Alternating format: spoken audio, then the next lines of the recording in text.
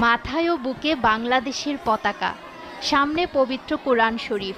সূর্যোদয়ের সঙ্গে সঙ্গে কোরআন খতমের মধ্য দিয়ে এভাবেই ফেনীতে বিজয় দিবস উদযাপনের সূচনা করেছে স্থানীয় মার্কাজ উমর রাজিয়াল্লাহু আনহু মাদ্রাসার ক্ষুদে শিক্ষার্থীরা।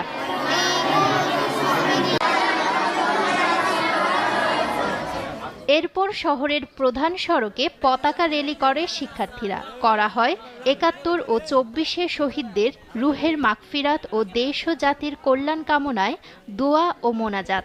আমরা আজকে সকাল থেকে মার্কাজের র্যালিটা আয়োজন হয়েছে, তাই আমরা মার্কাজের র্যালি করেছি। যখন আমরা আমাদের বুকে বাংলাদেশের স্বাধীনতার এই পতাকা আমাদের বুকে দিয়েছি, আমাদের মাথায় দিয়েছি, তখন আমাদের বুকে দেশপ্রেমের একটা জাগ্রত ওটা আমাদের বুকে সৃষ্টি হয়েছে। ভবিষ্যতে এরকম আমি চাই ভবিষ্যতে অনেকগুলো মাদ্রাসা যেন এগুলো শিক্ষা দেয়, কারণ এই ফেনী জেলার মাদ্রাসাগুলোতে এগুলা হয় না।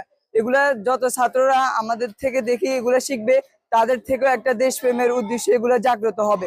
আমরা পরনে টুপি ও পাঞ্জাবি, বুকে লাল সবুজের পতাকা নিয়ে কোরআনের পাখিদের এমন আয়োজন মুগ্ধ করেছে শহরের সাধারণ মানুষদের। এই বিশেষ আয়োজনটা মাদ্রাসার ছোট ছোট বাচ্চারা, হেফখানা নুরানি জামাতের মাদ্রাসার ছাত্ররা বাচ্চারা র্যালি করতেছে। এখান থেকে শহীদ মিনার পর্যন্ত র্যালি স্মৃতিসৌধে যে আজকে ফুল বিতরণ করলো, ফুল দিয়ে আসলো শহীদদের স্মরণে। তো এটা মনে উদ্যোগের। আজকে আমরা দেখি কলেজ ইউনিভার্সিটি ছাত্ররা দেওয়া হয়, বিভিন্ন মাদ্রাসা শিক্ষা প্রতিষ্ঠানকে দেওয়া হয় না।